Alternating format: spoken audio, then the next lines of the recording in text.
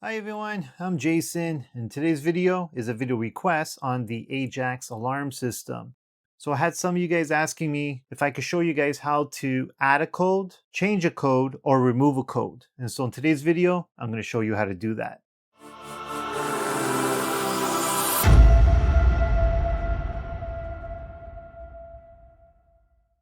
Okay, first things first, let's open up the app. Okay, from here, we're going to go all the way to the bottom where it says devices. So tap on devices.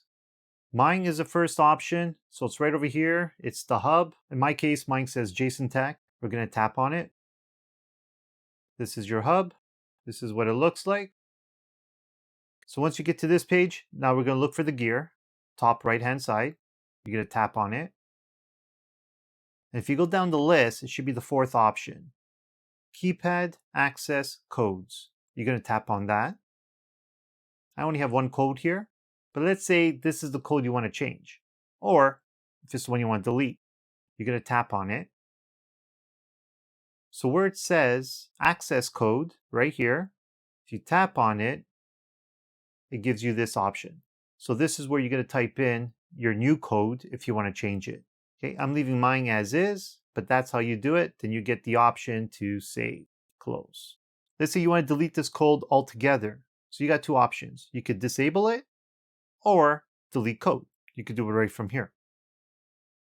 So say you want to add a code right here at the bottom, add code. So the title, you're going to name it whatever you like. You have someone staying with you and you want to give them a temporary code. So I'm just going to write temp. Now tap on access code. Just setting up a quick code right now. Hit done. Okay, so once you finish typing in your code, right here, top right side, add, you're going to tap on it. And there it is right there.